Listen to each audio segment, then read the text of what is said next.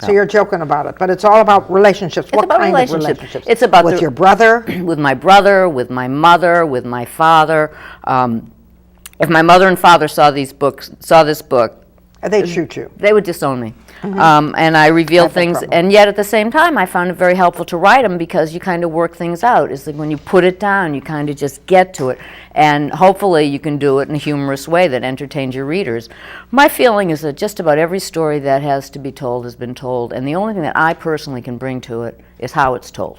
That's exactly right. And I often say that it's more about the teller than the tale. You know, it's the way it's written. It's the story about it. Because I feel like I have like an ounce of a message here for somebody to walk away with, but it's a good ounce. So tell us a little bit about the good ounce about not dating. Okay. Can I take a look at your copy there? Absolutely.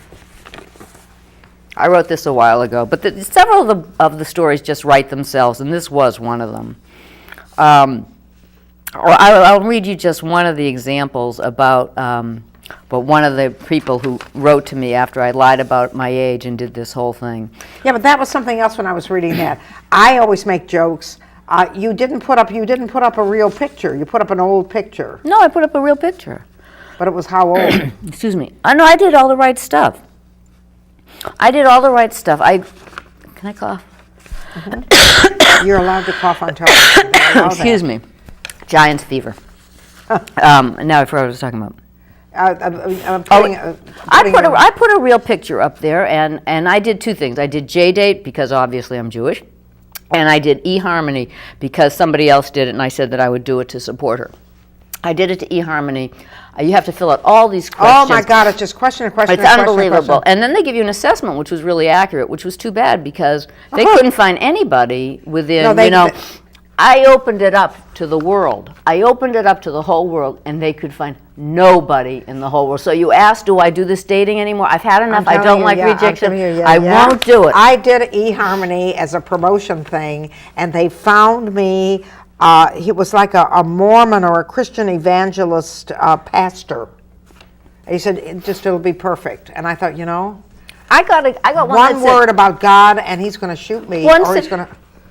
We're going to have a Last Supper. This guy said, if you voted for Clinton or Gore, don't answer me. And I'm like, how did I get this? What happened here? Nobody in the world. So I've given up. So you decided, no, not for you. No, so I added Saturn. I added Saturn.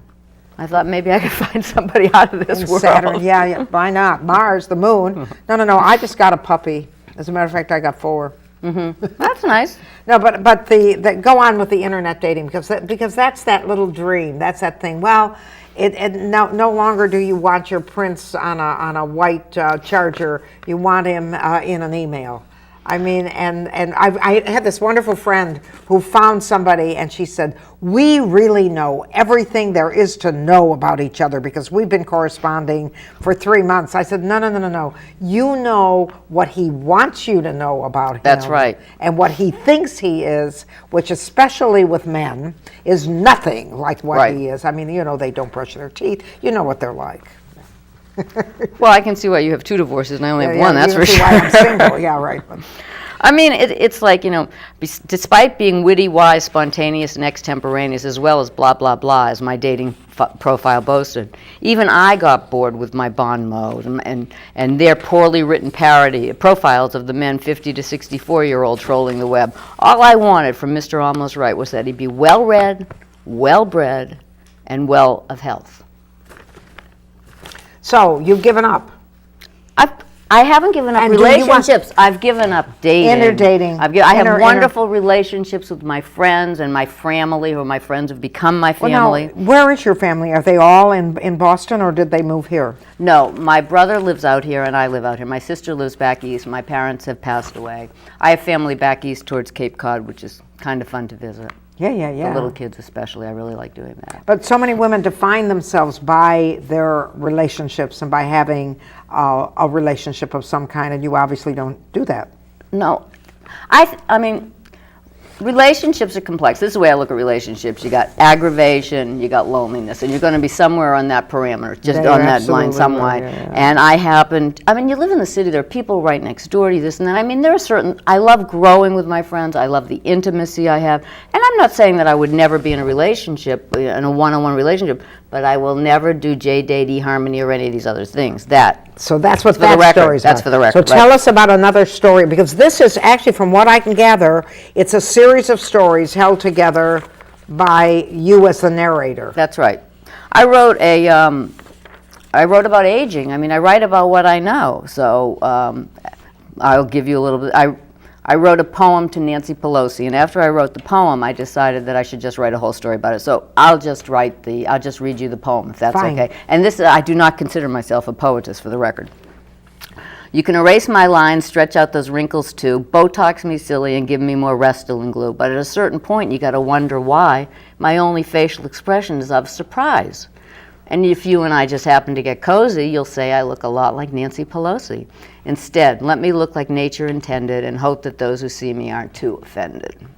So you're against all this hiding your age? Oh, I'm not. Oh, I say I walk a very fine line on it, and I could go one way or the other on the whole thing. Plastic surgery is very interesting. Do you realize how many people in this culture are so dedicated to their appearance and so frightened that their appearance won't sell them properly? And do you know what the most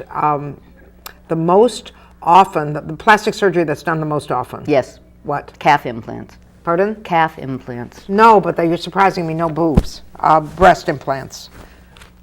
Well, I feel that minor surgery is when they do it to someone you don't know. So I am You're not absolutely volunteering right. to go under the knife. I not remember physical I called a plastic surgeon as research for one of my books, and she said, oh, and there was another, and a friend of mine had plastic surgery. I love this. She had plastic surgery when she was 50. She divorced, and she got the house. She sold the house and used the money for plastic surgery because she said, I've got one good left in me. Yeah. And she got it, yeah. And while he was doing it, he had a heart attack. He was 20 years younger than she. I love it. That's good. Yeah. No, I went from facelift to Facebook. I decided I'd do my book instead. I don't really. Yeah. But when I called, I was doing research on this book, and I called, and she said the same thing. So they never tell you how much it hurts. They never did, because I had an aunt that had so many facelifts, her ears were at the back of her, back of her head. She always had that expression, that sort of expression. And she lived to be 90 with this expression. And she said that, I remember she lived to be in her late 90s. And she said, my bottom doesn't work real well, but my top is still fine. But she had a lot of work done on her top. Yeah. So what else? Tell me about some of these other stories here. Oh, let me think about this. Here's a wonderful story. This is actually a quartet.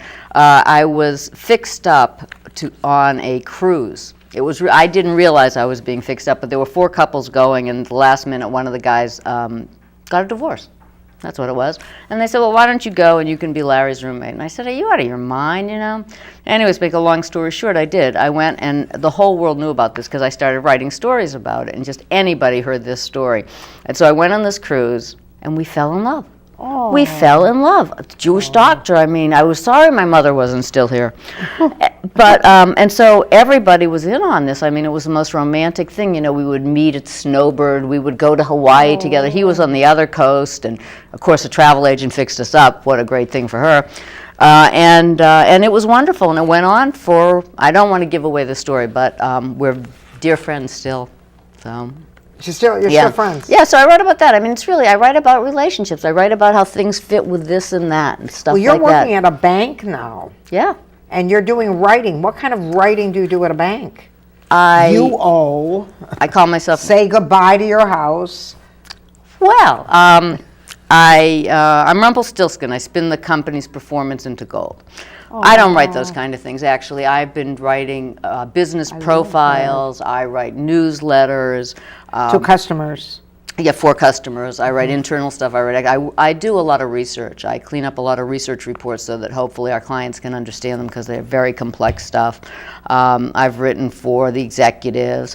Whatever they give me. I'm glad they asked me to do it because I don't know what else I would do. And they say, well, you should be a project manager, Darryl. And I'm like, the better writer I become, the less organized I am. It just I don't seems to understand happen that, like but that happens. Yeah, it does. I just don't think logically. Of course, this could have to do with age too, but. But you were saying that you didn't think you could write a novel, that these were all just short stories. Well, you know, I listened to Michael Lewis speak recently. He says he's the guy who did Moneyball and all these, and he said, you know, he starts a story and he doesn't know where where it's going to go. And I go, wow, I'm the same way. But he goes 300 pages, I go 3. I don't, you know, it's a lot to write a novel. I don't know that I have that much to say. Oh, you'd be surprised. Well, of course, some of the stuff, it would be so autobiographical that I don't know that I could do it. But it's writing is a wonderful release. It's a wonderful expression. It's a wonderful way to communicate with others. It's a true gift. And you're right. It's something you have to develop. Everybody can write. But the difference between blogging... I don't think everybody can write. Oh, I think so. I think everybody can write. But the difference between blogging and just writing down and writing so that someone else can understand it, that's the art. I want to end this by having you talk again about the title of the book, how they can order it, and your name, and a website if you've got it, because we have 1 minute left. Okay. The book is The Unleavened Truth, and it's you can get it at untreedreads.com, or you could go to Amazon to get it. My name is Darryl A. Forman. If you plug in Darryl A. Forman on Google, you'll see all these very funny little things that have gone on, and then right in the middle you'll find some erudite research reports that I've done, and people are going to say, that must be another Darryl Forman. Oh my God, it's a different one. And so, I mean, I like the challenge. I like the challenge of writing for my bank, and I like the challenge of writing to get the ideas out and to make people enjoy these stories so they can laugh about themselves. There's a lot of stuff in there you're going to say, I remember that happening to me, and I think that And that's what writing is about. People can identify with it. And remember that this was a new form of publishing. It's the ebook, which is a different and opens up publishing to more and more authors. And I think we're sometimes drowned with words, and I think that this is a wonderful way to sort of get a topic that interests you, that you can find on ebooks. You can find this on Amazon. You type in, but this is not totally Jewish. It's human. There's a lot of stuff. And in the cases where there is Jewish, there's glossary. Pardon? There's a glossary.